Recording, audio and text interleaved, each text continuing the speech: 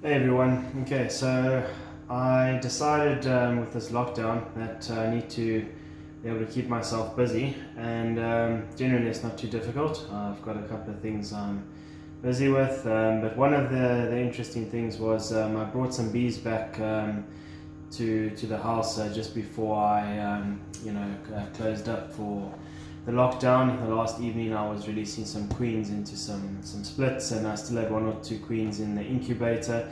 So I decided I'd bring them or bring some bees home to be able to put them into.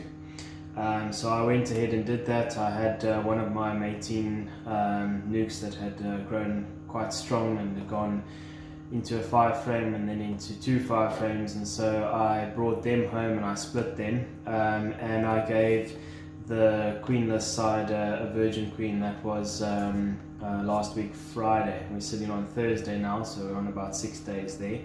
But interesting, when I went into that brood chamber, when I was just doing the split, I came across some looks almost like supersedure cells.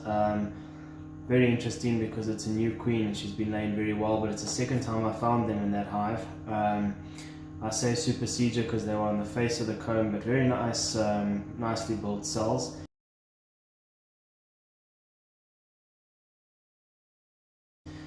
So anyway, I managed to harvest them, and I thought I was done with breeding queens until the lockdown's over. Yeah, as it pans out, I damaged the one when I was cutting them out, but I managed to get one out, and it hatched out on Monday, so we're on about 3 days now. And I like to try and keep my queens in the incubator for a good 3 days. Makes them nice and strong. I actually nearly lost this queen. I didn't know obviously how far developed the cell was, and with the one that had got destroyed, I could see the larva in there, and I thought that I still had an extra day or two, and so I was nearly a bit late with giving this queen some food. Anyway, I got her on her last legs on Monday, and I managed to get her back nice and lively, and I'll show you her here in a minute. I've got her in the incubator here. And I'm going to be marking the queen. This is what I actually want to be showing you guys here, is how I mark my queens. I don't mark all of them. It's a bit of PT. The easiest is to try and mark them when they first hatch. With this one being so weak, and I really thought I wasn't going to be able to pull her through. I thought she was going to die, so I didn't bother to mark her then. So now at this stage, they're generally quite active, and they're very busy. They run around a lot, and it just makes it more difficult to hold them with the fingers. So I'm going to be using one of those plungers, and I thought I would make a video on it because I mark a lot of queens in the field with the same plunger, and it just is a lot easier. For those of you that don't know how to handle queens, or are a bit concerned about handling them and marking them with your hands, the plunger works really nicely, and so I thought I would just demonstrate that. I want to also change cages here. I want to get her from the cage she's in into another cage, which I'll explain in a minute. And it might just be a bit of time waiting to try and get her out of the cage. But let me turn the camera and I'll show you what I'm talking about. So this is my incubator that I've got. I use it for hatching out my queens, and as well as just for keeping the virgin queens in. Like I said to you, I like to keep them for a couple of days. Just through that process, as they hatch out, I get to see any weak queens. I remove them. A lot of them that are weak will die off themselves within the first 24-48 hours. So I like to keep them a little bit longer than that in the incubator. Having said that, I've been very fortunate. I don't get a lot of queens that don't make it. I have a very good hatch rate as well. I hatched out now, I put into the incubator this last time 83 queen cells, of which 81 hatched. So I've got a fairly good hatch rate. I lost quite a few of them. I think I lost about 15 in total, but a lot of them were my own fault, just getting late onto them with some food. They were hatching so fast. I was building cages and trying to get queens, and every possible type of cage I had a queen cell suspended on the top, and it was a little bit overwhelming.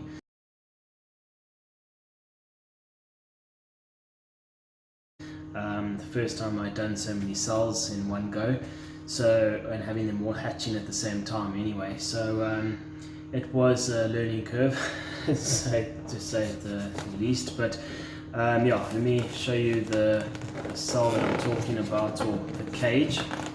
Just get this open. So I've currently got her in one of these little homemade cages. You'll be able to see her running around in there. There she is. She's got a little food cap in here as well. I really want to get this thing to focus better. There we go. You can see her nicely now. So I just put a little bit of food actually into one of these grafting cups. As you can see, it's just your JZBC cup that I actually use for grafting. I actually normally put a bit of food just in there for them when they're caged.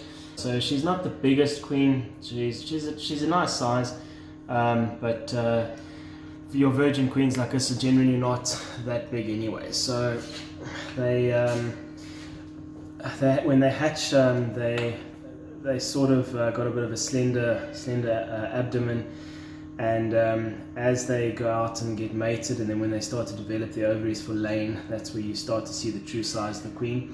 You can definitely see a difference in the sizes when they hatch. I've seen them smaller than this, but I have had a couple, especially on this last batch that I've raised. I had some really beautiful cells. I actually have one still sitting here that never hatched out. This is sort of the quality that I had hatching out, and the cups were still so full of royal jelly the last time they hatched out.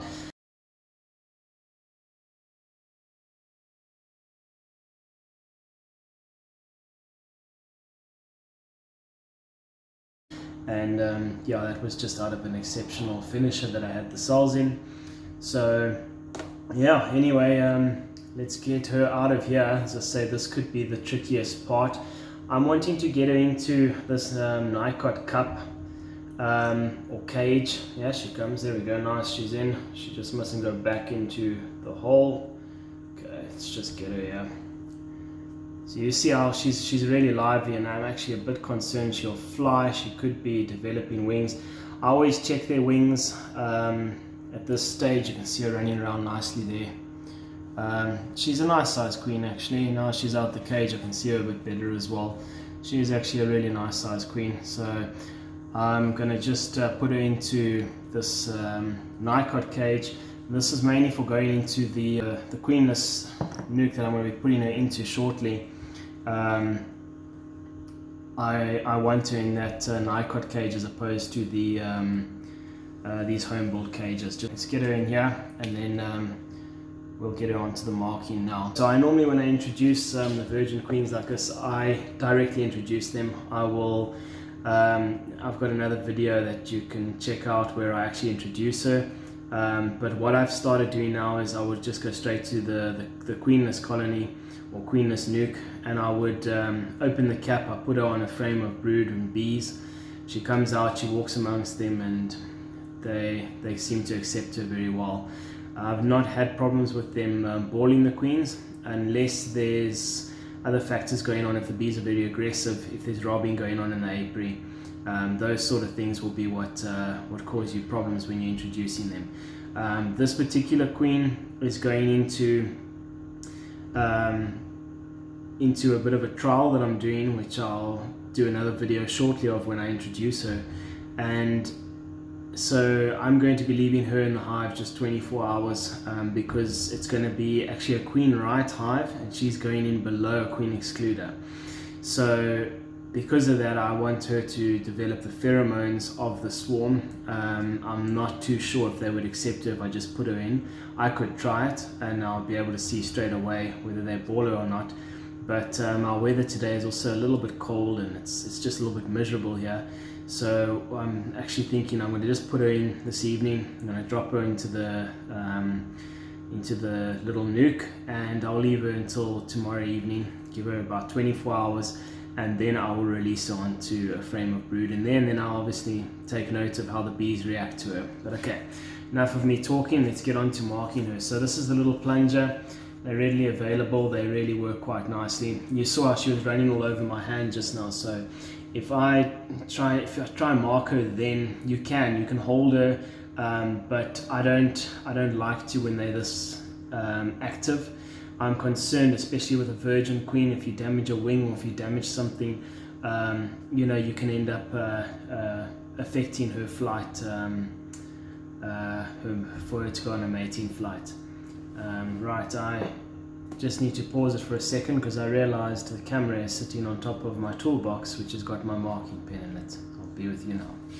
Okay, and we're back. I thought I had everything out in place, but clearly I didn't. Okay, so the year we're in now, and the color, if you're not familiar with how the colors work, look it up. I'm not going to go into details now, but our year color for 2020, year 0 is blue. So I'll be marking her with blue, and then that way we just keep track of the age of them as well. So obviously pull out the back part of your plunger, and that's why I quite like the Nicot cages for this purpose as well, because you can pop it open without a problem, and she'll come crawling out, and then you can actually get her to crawl straight in to the, normally she'll crawl straight into the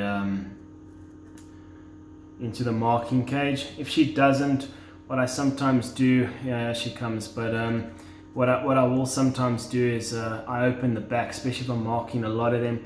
I'll open the back and I just blow them down, and they'll go into it. If she doesn't want to go now, I'll show you exactly what I do. Yeah, there we go. Come on. Okay, so let me demonstrate that. Then I'll pull this open. She always wants to come out the back. Then if you turn it around, you can actually, okay, wait, I've got it here.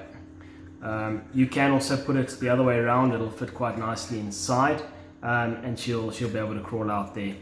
But let's just keep that closed. Sometimes I'll just grab it and I'll hold it on my hand like that if I'm busy, or if I'm trying to find the plunger, or you know, if you find that when you're working with the queens, they sometimes can be so slow at doing what you want them to, and then suddenly they're doing what you don't want them to, and when they're doing that, they're doing it very quickly.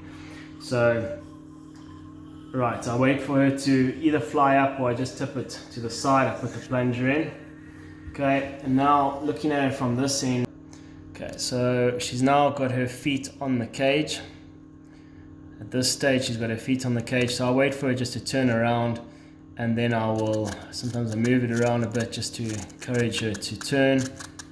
And as soon as she turns around, I'll press the cage up against her. Come on, queen.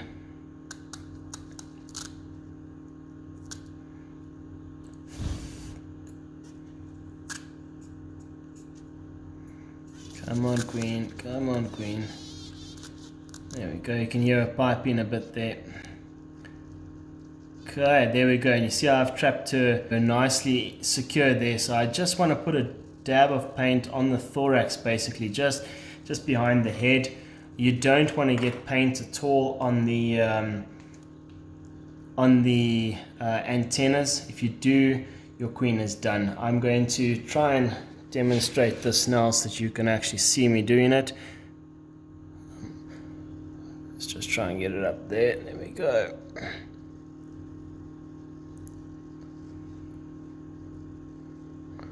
Okay, there we go.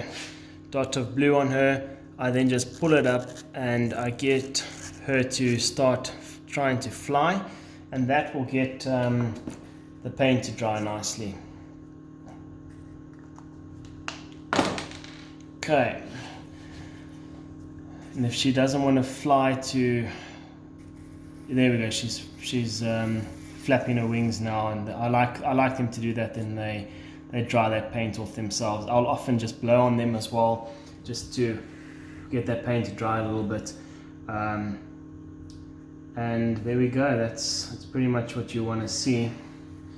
That's how I mark my queens. Okay, I want to get her out onto my hand, and then I'll be able to show you what she looks like marked.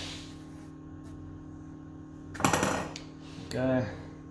I'm a bit concerned about this queen's wings. I don't know if you'll be able to pick it up in the video, but